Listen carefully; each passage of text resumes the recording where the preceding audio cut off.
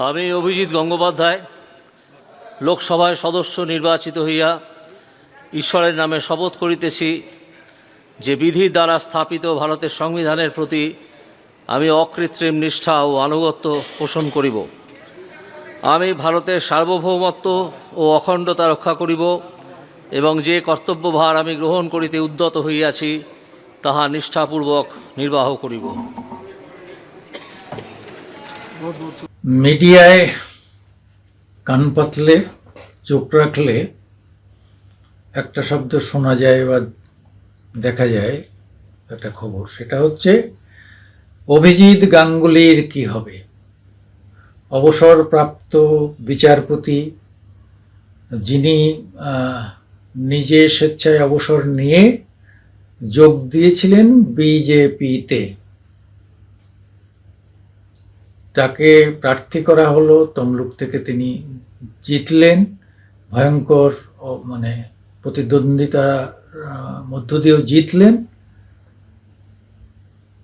প্রত্যাশা ছিল যে তাকে মন্ত্রী করা হবে। আমরাও লিখেছিলাম যে একজন হাইকোর্টের বিচারপতি, তাকে যদি সত্যিকারই আইনমন্ত্রী করা হয় তাহলে আইনের ক্ষেত্রে একটা ভালো ভালো কিছু আমরা পেতে পারি, বা সুপ্রিম কোর্টের যে চাপ থাকে এই সরকারের উপর, সেই চাপটা অনেকটা সহজ করে দেওয়া যায়, হালকা করে দেওয়া যায়। অর্থাৎ একজন ভালো গাইড থাকলে, তাহলে তিনি ভালো গাইড হতে পারতেন, কিন্তু তিনি হলেন না।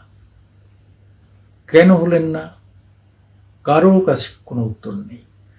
না আছে রাজ্যে, না আছে কেন্দ্রে।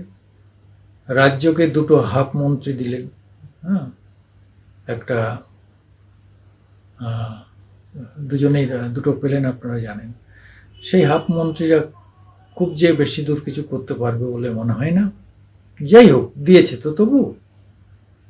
কিন্তু এই লোকটাকে কিছু দিল না, যিনি অনেকটাই বিজেপিকে এই রাজ্যে শক্তি জুগিয়েছিলেন, ইউনাইটেড হওয়ার এটা জুগিয়েছিলেন। না হলে 12টা সিট কেন, 5-7টা সিট পেত কিনা সন্দেহ। তিনি, কারণ হচ্ছে তার এত সুনাম যে তিনি হাজার হাজার শিক্ষক নিয়োগের ক্ষেত্রে যে অনিয়ম অবিচার হয়েছে, এবং সঠিক প্যানেলের ক্ষেত্রে যে অবিচার হয়েছে, যারা প্রকৃত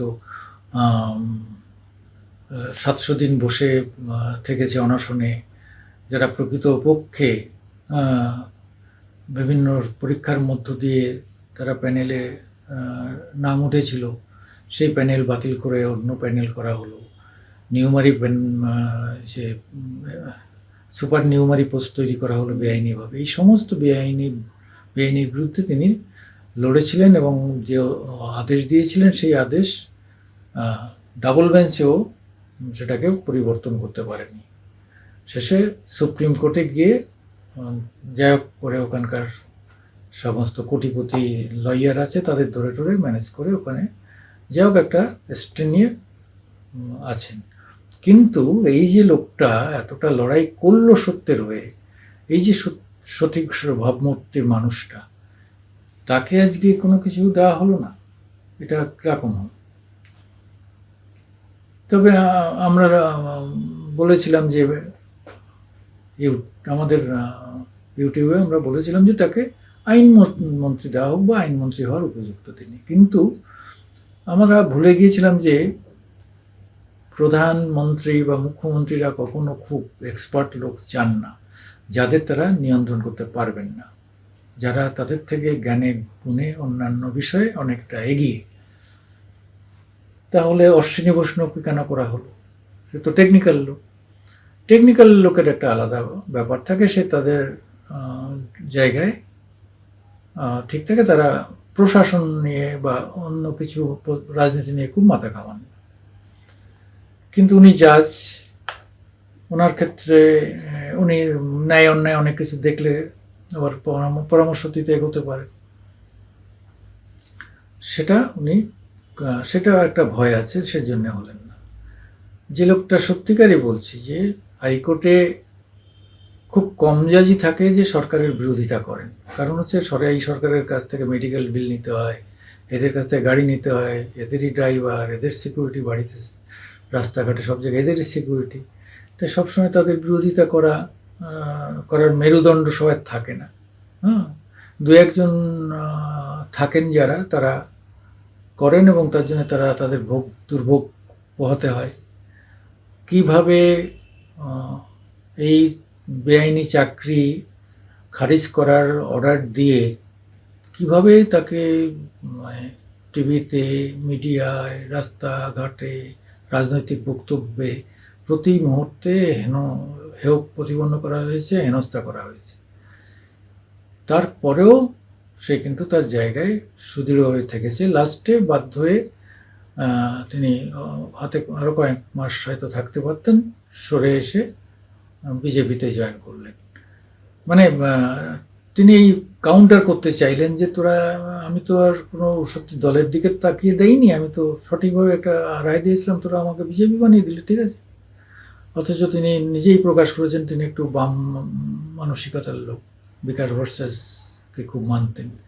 সেই লোকটা হঠাৎ করে বিজেপিতে ঝাঁপিয়ে পড়লেন, সম্পূর্ণ বিপরীত চিন্তাভাবনার দলে।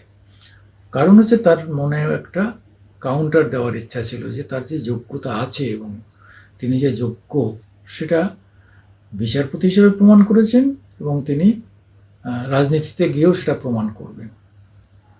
এবং আমরা ধরেই নিয়েছিলাম যে একটা ভালো আইনমন্ত্রী আমরা পেতে চলেছি। কিন্তু কাকস্য পরিবেদনা, নরেন্দ্র মোদী তো মুখের দিকে তাকালেনও না। অথচ তিনি তো তাকে ব্যক্তিগতভাবে চেনেন। যখন শপথ বাক্য পাঠ করাতে গিয়েছিলেন প্রথমে, তখন তাকে দেখেছিলেন, তার সঙ্গে তাকে গায়ে হাত দিয়ে কথা বললেন, যোগীজি ছিলেন। তা সব কিছুর পরেও আমরা একটা আশা করেছিলাম যে উনি একটা কিছু পেতে চলেছেন, কিন্তু পাননি। হতে পারে তারা ভেবেছে এই মুহূর্তে ওনাকে সঙ্গে সঙ্গে দিয়ে দিলে তাহলে একটা অন্য মেসেজ আসবে যে দলত্যাগ করেছে বলেই সঙ্গে সঙ্গে পদ পেয়েছে, একটা সমালোচনা হতে পারে। বা যারা 4-5-7 বার জিতেছেন তাদের অনেকের মধ্যে একটা প্রশ্ন আসবে যে আমরা এতবার জিতেও পেলাম না, উনি একটা দল ভাঙিয়ে এসে রাতারাতি একটা পোস্ট পেয়ে গেলেন, এরকম সমালোচনা হতে পারে, সবই হতে পারে। কিন্তু কথা হচ্ছে তাহলে সেই লোকটাকে সেই লোকটাকে কি কাজে ব্যবহার করা হবে? তাহলে একটা এমপি দিয়ে ওইখানে বসিয়ে রাখা হবে, হ্যাঁ, আর এমপি ঘুরে বেড়াবেন?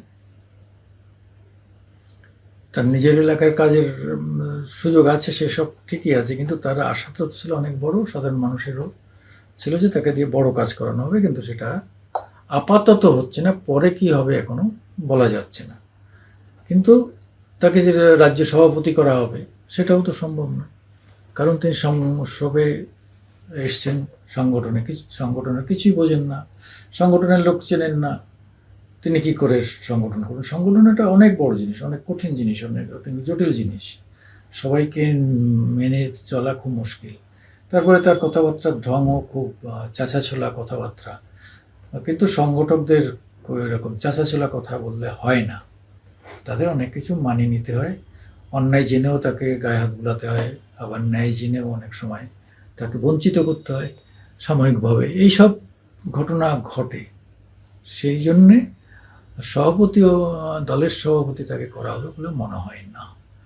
যাই হোক, কি হবে বিজেপি দল জানে, তাও দিল্লির লোকেরা জানেন, নরেন্দ্র মোদী প্রধানমন্ত্রী জানেন, জেপি নাড্ডা জানেন, এর বাইরে কেউ জানেন বলে অন্তত আমার মনে হয় না।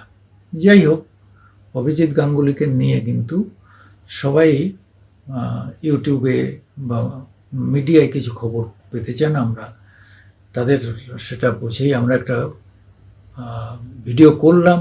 আপনারা আমাদের সঙ্গে সহমত হলে বলবেন, না হলেও সমালোচনা করবেন।